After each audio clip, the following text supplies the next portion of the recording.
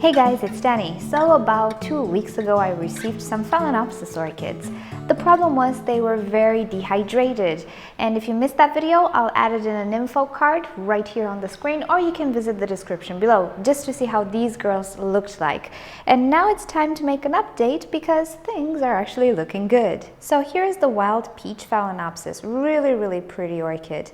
As you can see, she's looking like nothing ever happened to it. The leaves are very stiff. She's growing. She actually didn't really lose flowers unless they were pretty old, but she had the second flower spike that managed to bloom. There was really no harm done, and if you check the video when I initially received them, you will see a major difference. So she's looking quite well. Flower wise, she's okay. I'm not expecting much because she was in bloom for quite a lot of time, I could tell, but she does have a new flower spike. We'll see how much she will stay in bloom. I'm not keen on keeping the bloom because I really don't like the flower display. It's everywhere. So I will try to train the spikes better and have a nice beautiful cascade next season. And this is the Phalaenopsis Sun Passat. She is doing absolutely fantastic. These leaves are now so stiff I cannot bend them anymore without actually breaking them. She had a lot of roots when I received her, so I didn't really have any doubt that she would make it, but she made the fastest recovery. This wound right here, this is a sunburn.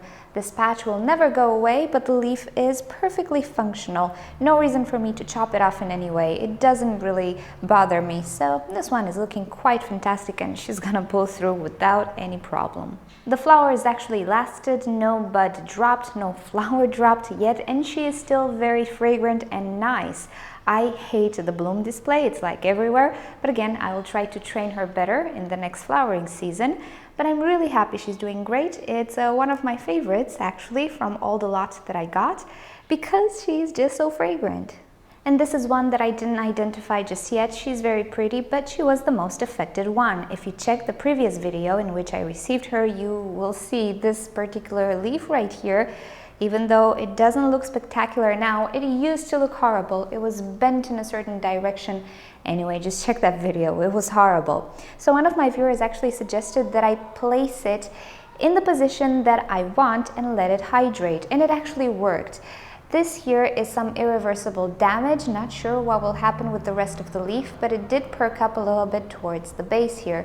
So I managed to arrange this leaf not to be floppy anymore and bend over the plant, but I am really not sure if this leaf will do any good. This is dead tissue right here, or very damaged tissue. I think this leaf will fall during this year, sometime this year.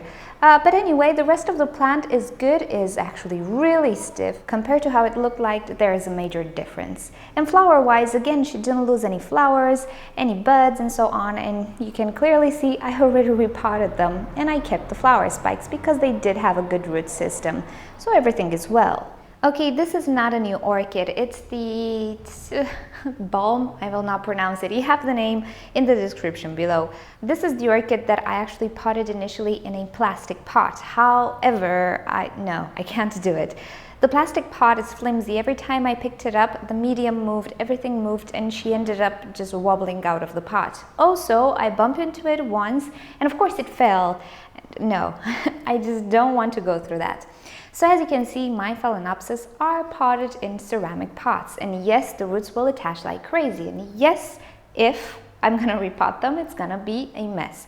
However, I did pot them in inorganic medium. They do well in this type of medium. I really doubt I'll have any issues, and it will take a long time for these ones to actually really fill up this pot, and when they do, I can just up pot it. Now this is a term I invented, not sure how to explain it, but when this orchid pretty much has no more space inside or outside the pot, I can just put it in a bigger ceramic pot together with this ceramic pot.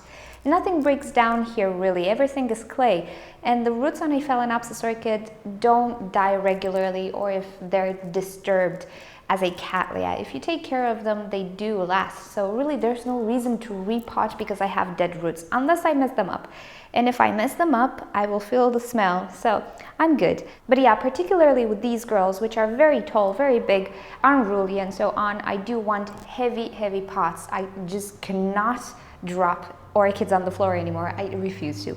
I tried with plastic, didn't work, I'm sorry. Okay guys, thank you for watching. I hope you enjoyed this update. We're doing quite well, but I cannot wait for next year's blooming when I get to train the blooms actually. So don't forget to rate this video below if you've enjoyed it, and also subscribe to my channel for daily orchid and exotic plants videos. Feel free to leave me a comment down below if you have questions or suggestions for videos, and also you can write me anytime at the address you see right here on the screen and also in the description below. If you click on the left side of your screen, you're gonna be directed to orchidnature.com, where you'll find care sheets, identification sheets, and also you can talk to us in the forums section. And on the right side of your screen, you can click to watch another orchid video. Thanks for watching. I'll see you next time. Bye!